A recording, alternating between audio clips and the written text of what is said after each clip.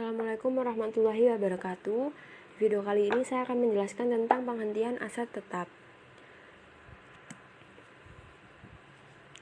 Kompetensi dasarnya mengevaluasi pengeluaran untuk pemeliharaan atau pengembangan aset tetap dan penghentian aset tetap, kemudian membuat keputusan pengeluaran untuk pemeliharaan atau pengembangan aset tetap dan penghentian aset tetap.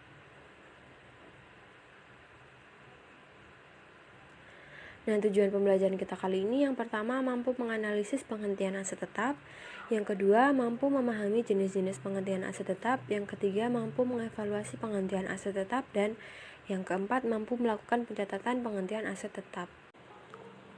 Jenis penghentian aset yang kedua, dijual. Melakukan penjualan aset tetap sebelum masa ekonomisnya habis, maka akan diperoleh laba atau rugi dari penjualan tersebut. Nah, untuk menghitung laba atau rugi dari penjualan aset tersebut adalah dengan cara membandingkan harga jual dengan nilai buku aset tetap saat dijual.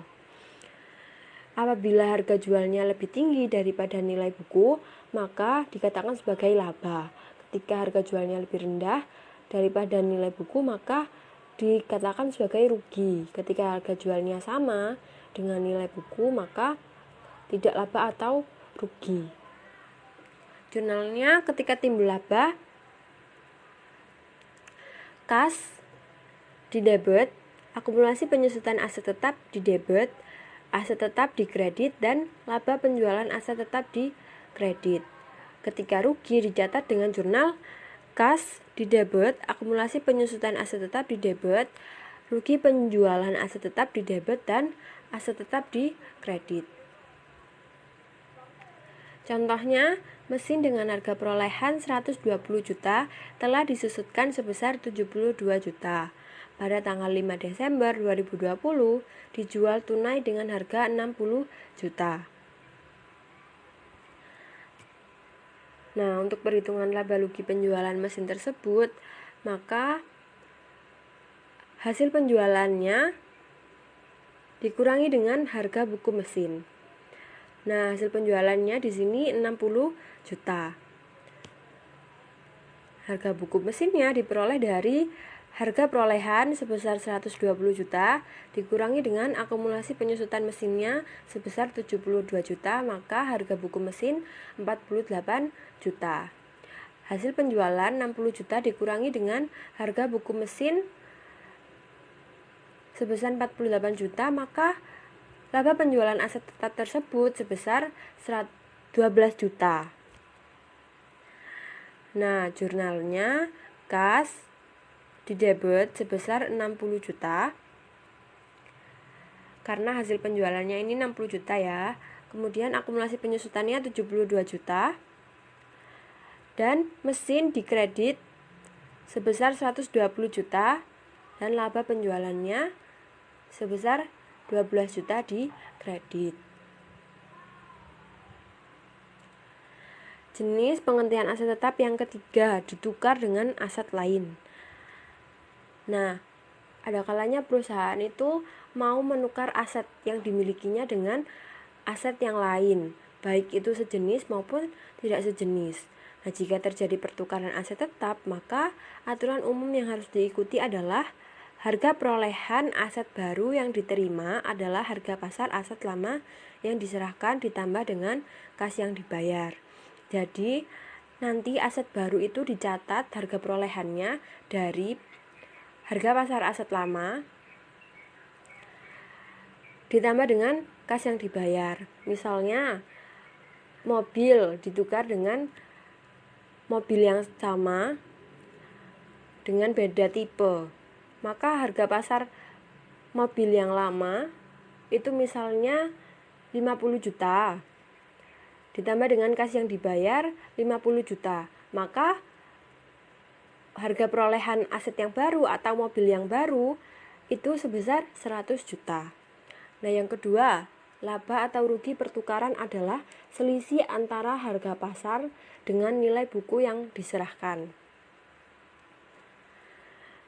Dalam pertukaran, memungkinkan timbulnya laba atau rugi atas pertukaran.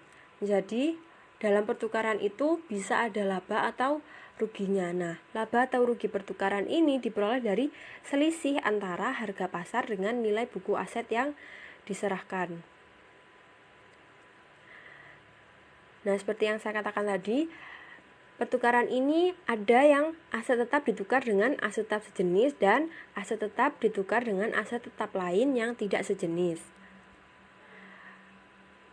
Untuk aset tetap yang ditukar dengan aset tetap sejenis ini, pertukaran yang dilakukan antara aset yang sejenis dan berfungsi sama. Dalam pertukaran aset tetap dengan aset tetap yang lainnya yang sejenis, laba atas pertukaran tidak diakui, sedangkan jika rugi atas pertukaran tersebut harus diakui. Jadi, kalau dari pertukaran itu ada laba, maka labanya tidak dicatat. Tetapi ketika dalam pertukaran tersebut timbul rugi, nah rugi itu harus dicatat. Contohnya, perusahaan memiliki kendaraan berupa mobil sebagai aset yang dibeli pada bulan Januari 2019 seharga 70 juta sampai dengan 31 Desember 2020 telah disusutkan sebesar 35 juta. Pada tanggal 8 Januari 2020 ditukar dengan mobil baru yang sejenis dengan harga 100 juta. Perintahnya, hitunglah rugi atau laba atas pertukaran. Jika dalam pertukaran tersebut menambah uang tunai 66 juta dan menambah uang tunai 52 juta. Jadi ada dua ya ini, ketika menambah uangnya hanya 66 juta dan ketika menambah uangnya 53 juta. Kemudian perintah yang kedua, buatlah jurnalnya. Nah, untuk penyelesaiannya, untuk menghitung rugi atau laba atas pertukaran, kita cari dulu selisih nilai buku. Nah, selisih nilai buku ini diperoleh dari harga beli mobil 100 juta dikurangi dengan nilai buku mobil lama. Nah, nilai buku mobil lama diperoleh dari harga mobil lama 70 juta dikurangi dengan penyusutan sebesar 35 juta, maka nilai buku mobil lamanya 35 juta. Jadi selisih nilai bukunya sebesar 65 juta. Kemudian kita hitung rugi atau labanya ketika tambahan uang tunai sebesar 66 juta. Nah, tambahan uang tunai 66 juta dikurangi dengan selisih nilai buku, maka akan timbul rugi atas pertukaran mobil tersebut sebesar 1 juta. Nah, ketika tambahan uang tunainya sebesar 53 juta, itu dihitung dengan selisih nilai buku 65 juta dikurangi dengan tambahan uang tunai sebesar 53 juta. Maka perusahaan akan mendapat laba atas pertukaran mobil tersebut sebesar 12 juta. Yang kedua ini untuk jurnalnya. Untuk tambahan uang tunai sebesar 66 juta tadi timbul rugi ya. Jadi jurnalnya mobil baru sebesar 100 juta di debit, akumulasi penyusutan mobil sebesar 35 juta di debit, rugi pertukaran mobil sebesar 1 juta di debit, dan mobil lama sebesar 70 juta di kredit, dan kas di kredit sebesar 66 juta. Untuk jurnal ketika timbul laba, maka mobil baru sebesar 88 juta di debit, kemudian akumulasi penyusutan mobil 35 juta di debit, mobil lama 70 juta di kredit, dan kas 53 juta di kredit.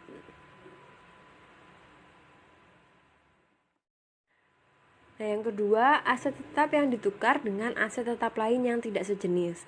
Pertukaran aset tetap tidak sejenis adalah pertukaran aset tetap yang memiliki fungsi berbeda. Apabila terjadi laba atau rugi pertukaran harus diakui dan dicatat dalam perhitungan akuntansi. Contohnya, sebuah truk dengan harga perolehan 120 juta telah disusutkan 60 juta dan pada tanggal 5 Januari 2020 ditukar dengan sebidang tanah dengan harga 190 juta. Perintahnya, buatlah jurnalnya jika dalam pertukaran tersebut menambah uang tunai sebesar 135 juta dan menambah uang tunai sebesar 125 juta. Nah, untuk penyelesaiannya, menghitung laba atau rugi pertukarannya ini sama dari yang sebelumnya. Harga beli tanah 190 juta dikurangi dengan nilai buku truk lama. Nilai buku truk lama tahu ya, diperolehnya dari harga truk lama dikurangi dengan penyusutan. Maka nilai buku truk lamanya ini 60 juta.